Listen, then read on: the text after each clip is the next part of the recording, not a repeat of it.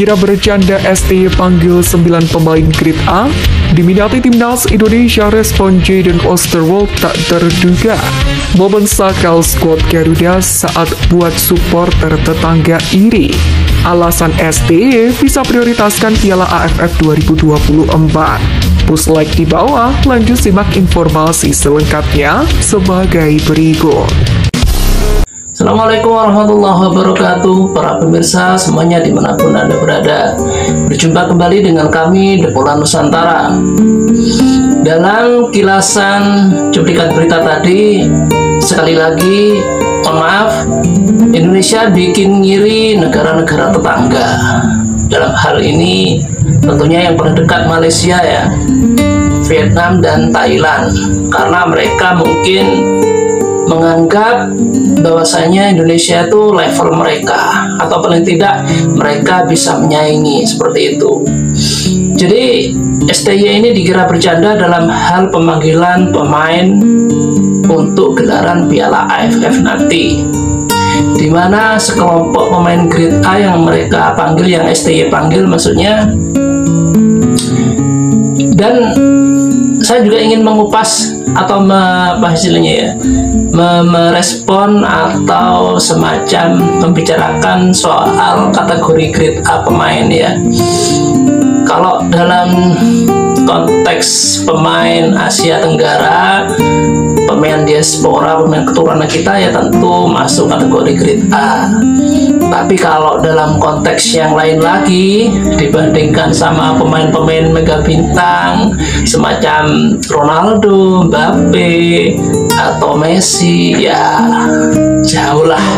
Jadi mereka itu sudah mega bintang, sedangkan pemain kita ini masih ya dibilang grade A, ya bisa lah grade A, soalnya mereka sudah main di liga-liga Eropa. Tapi ya wajib kita syukuri lah, kita punya mereka itu bisa memotivasi pemain lokal kita untuk bisa memacu kreativitas dalam pengolahan bola, sehingga mereka pemain lokal bisa didiri STY untuk masuk tim skuad Indonesia. Bagaimana cerita-cerita menarik? Mari kita ikuti bersama. Dikira bercanda, STY panggil 9 pemain grade A. Diminati timnas Indonesia, respon Jayden Oosterwolde tak terduga. Momen sakal skuad Garuda saat buat supporter tetangga iri. Alasan STY bisa prioritaskan Piala AFF 2024. Push like di bawah, lanjut simak informasi selengkapnya sebagai berikut. Momen sakal skuad Garuda buat supporter tetangga iri.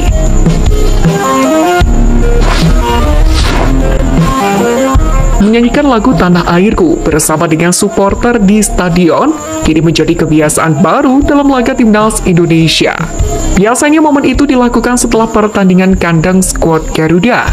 Biasanya, para pemain dan staf pelatih melingkar di tengah lapangan untuk bersama-sama menyanyikan lagu ini. Bahkan kecintaan pemain timnas Indonesia seperti Jesus dan Ragnar Oratmangun yang terlihat sangat lancar menyanyikan lagu Tanah Airku ini ternyata membuat netizen asal Malaysia sampai merasa iri. Hal ini pun sampai menjadi sorotan netizen asal Malaysia, @Mufasa, yang memberikan atensi khusus terhadap kedua pemain itu. Dalam hal ini, netizen asal Malaysia menyoroti kepastian Jesus dan Ragnar Oratmangun yang bisa dengan fasih menyanyikan lagu Tanah Airku, mengingat mereka adalah pemain diaspora yang baru saja dinaturalisasi. Media ini kemudian mempertanyakan apakah para pemain keturunan yang nantinya memperkuat timnas Malaysia juga bisa sangat fasih menyanyikan lagu kebangsaan mereka, Negaraku, seperti J dan Ragnar menyanyikan lagu Tanah Airku. Ada banyak sekali respon dari netizen Indonesia yang menanggapi cuitan ini. Mereka merasa sangat bangga dengan kepastian Jesus dan Ragnar Oratmangun yang sangat lancar menyanyikan lagu tersebut.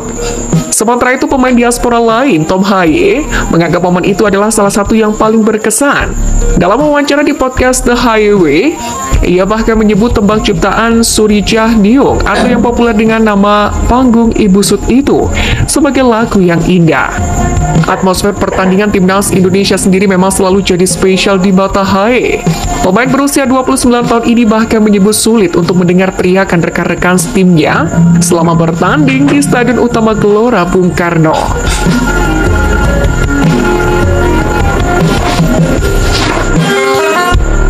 Alasan STY bisa prioritaskan Piala AFF 2024.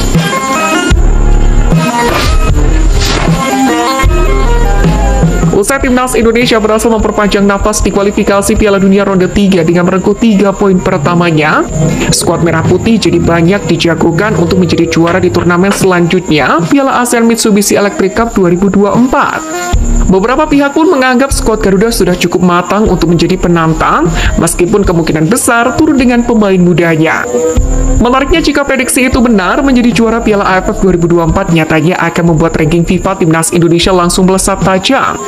Perlu diketahui, meskipun Piala AFF tidak terhitung sebagai agenda resmi FIFA, namun poin yang didapat di ajang ini tetap masuk perhitungan. Pasalnya, Piala ASEAN Mitsubishi Electric Cup 2024 ini masuk ke dalam FIFA A Match atau laga uji coba. Dengan demikian, menurut perhitungan di laman footballranking.com, timnas Indonesia pun berpotensi mendapatkan 18,52 poin. Andai bisa menyapu bersih 8 kemenangan di Piala ASEAN Mitsubishi Electric Cup 2024. Sebanyak 8 laga itu meliputi 4 pertandingan di fase grup, serta 2 laga semifinal dan 2 pertandingan final. Di mana tambahan 18,52 poin ini pun berpotensi meroketkan posisi timnas Indonesia dari posisi 125 ke 119 dunia. Jadi, kesimpulannya adalah Piala ASEAN Mitsubishi Electric Cup 2024 tetaplah penting dalam misi menembus peringkat 100 dunia pada 2027. Dalam hal ini, Ketum PSSI Erick Thohir pun menargetkan timnas Indonesia meraih hasil semaksimal mungkin di turnamen yang digelar pada 8 Desember 2024 hingga 5 Januari itu. Kembali mengingatkan di Piala ASEAN Mitsubishi Electric Cup 2024 sendiri, timnas Indonesia tergabung di grup B bersama dengan Filipina, Myanmar, Vietnam, dan juga Laos. Sintayong pun rencananya akan memulai pemusatan latihan di Bali pada Selasa 26 November.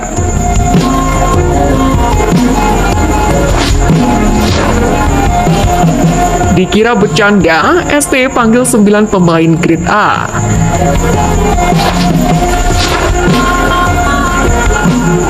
Timnas Indonesia akan menurunkan pemain usia 22 tahun menghadapi Piala AFF 2024 yang dimulai bulan depan.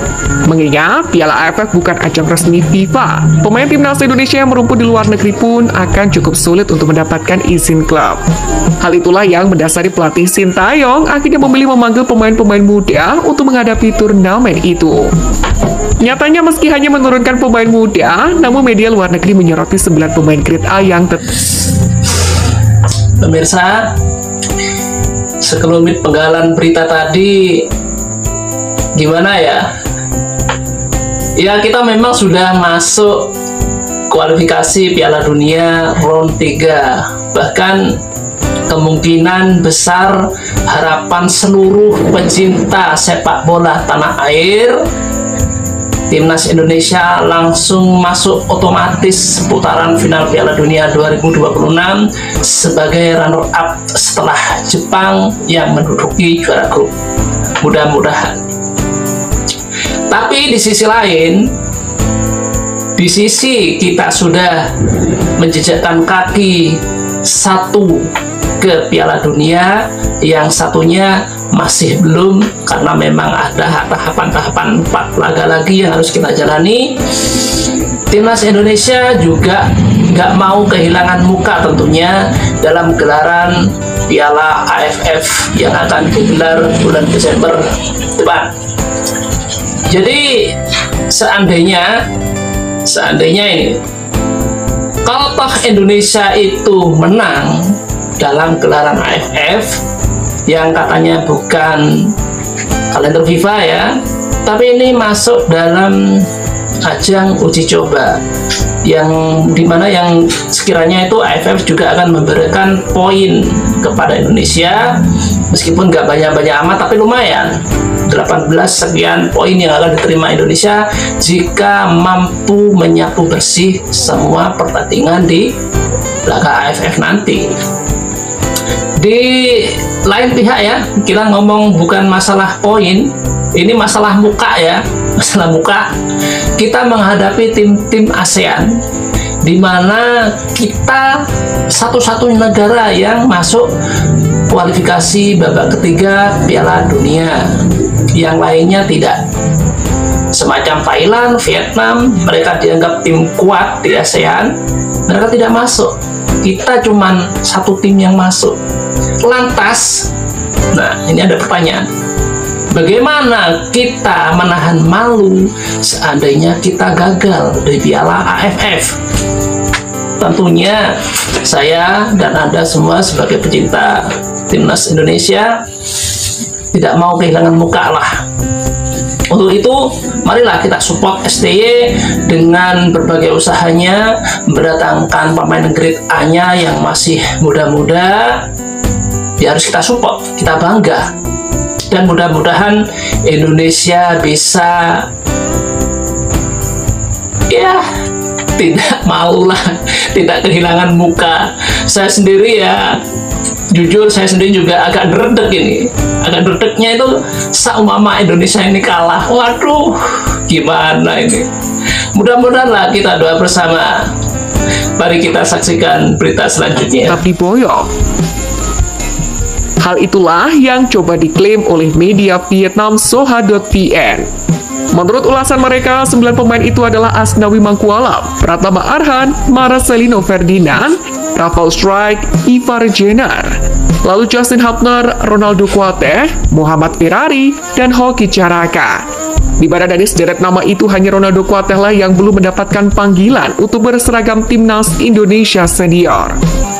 Soha sendiri menyebut, secara teori Sintayong memang mungkin akan kesulitan memanggil banyak pemainnya yang bermain di luar negeri.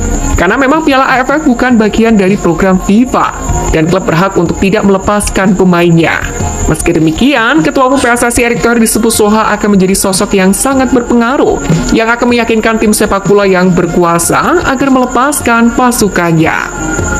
Meskipun banyak gunjingan menerpa dalam proses persiapannya, namun demikian Ketum PSSI Erick Thohir memutuskan untuk memberikan kepercayaan penuh kepada pelatih Sintayong, yakni dalam memimpin timnas Indonesia berjuang pada ajang Piala AFF 2024 ini. Ia kemudian mengingatkan semua pihak tentang target PSSI sebenarnya, sepakat menurunkan skuad U22 adalah sekaligus sebagai persiapan SEA Games tahun depan. Meski begitu, sekali lagi Erick Thohir menekankan ia tetap ingin timnas Indonesia memberikan yang terbaik, termasuk menjadi juara. Juara AFF juga keren. Nama Jayden Oosterwolde sejatinya sudah pernah masuk rekomendasi pelatih timnas Indonesia Sintayong pada 2020 silam. Saat itu sang pemain dapat tawaran untuk unjuk gigi dalam pemusatan latihan timnas U19 Indonesia di bawah asuhan coach Sintayong. Jayden pun juga sempat mengakui dihubungi langsung melalui pesan Instagram dari asisten pelatih timnas Indonesia. Namun demikian, sang pemain pada akhirnya menolak tawaran untuk memperkuat Merah Putih. Selain untuk menolak timnas Indonesia, Jayden juga menolak tim nasional Suriname. Usut punya usut, pesepak bola keturunan Indonesia ini sampai saat ini ternyata masih menunggu panggilan dari timnas Belanda. Hal itulah yang membuatnya masih pikir-pikir untuk membela timnas Indonesia atau Suriname. Saya telah menyampaikan melalui agen saya bahwa saya sementara ini fokus pada kemungkinan bermain untuk Belanda. Indonesia dan Suriname untuk sementara belum menjadi prioritas. Saya selalu bermimpi untuk orangnya dan ingin berjuang sepenuhnya untuk itu. Demikianlah ia menjelaskan. Sementara itu setelah 3 tahun 9 bulan berlalu, Jayden ternyata juga masih tetap berpegang teguh untuk bisa membela timnas Belanda. Hal itulah yang coba disampaikannya dalam wawancara terbaru bersama ESPN, saluran Belanda ESPN.nl pada 20 November kemarin. Dalam wawancara terbaru itu, pemain yang kini memperkuat Fenerbahce ini mengaku sudah ditawari oleh PSSI untuk membela timnas Indonesia. Begitu juga dengan tim nasional Suriname. Namun, komitmennya masih sama, ia ingin masih menunggu panggilan dari Belanda. Memang, Jayden sendiri memenuhi syarat untuk membela Indonesia, Suriname, atau Belanda. Hal itu dikarenakan Jayden memiliki garis keturunan Indonesia dari ibu, sementara itu ayahnya merupakan orang Suriname. Adapun Jayden sendiri juga bisa memperkuat tim orangnya, karena dirinya lahir di Zwolle, Belanda, dan mempunyai paspor negara tersebut.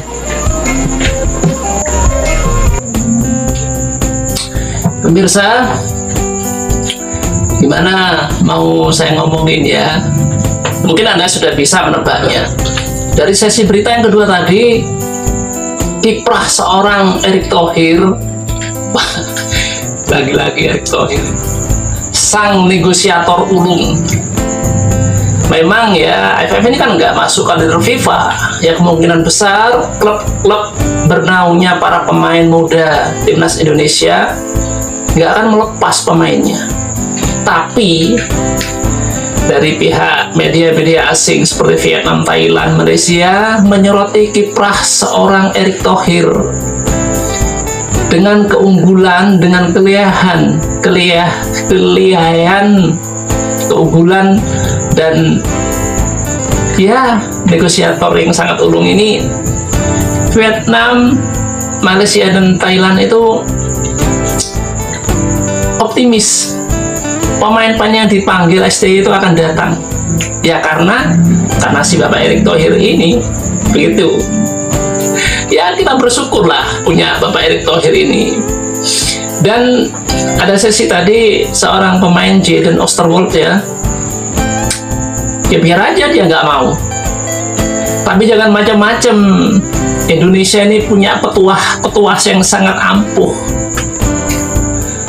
Pemain-pemain yang menolak dengan timnas Indonesia Anda tahu sendiri kan bagaimana nasib dia. Contohnya siapa itu yang dari Flores itu, si Emil Audero, gimana nasibnya? Terluka-luka sekarang. Bahkan dia bisa dikatakan mengemis lah agar proses naturalisasinya dilanjutkan dan ada pinangan dari timnas Indonesia. Tapi timnas Indonesia dengan kekuatan netizennya yang sudah kadung ngambek, kadung kesel sama si Emil ini, nggak menggubris si Emil. Nah itu, hati-hati. Jadi pemain-pemain yang menolak dengan timnas Indonesia, hati-hati. Pemirsa, itulah sekiranya yang bisa saya sampaikan berita-berita menarik tentang sepak bola. Terima kasih karena Anda telah menonton tayangan kami. Semoga Anda diberikan kesehatan selalu dan wassalamualaikum warahmatullahi wabarakatuh.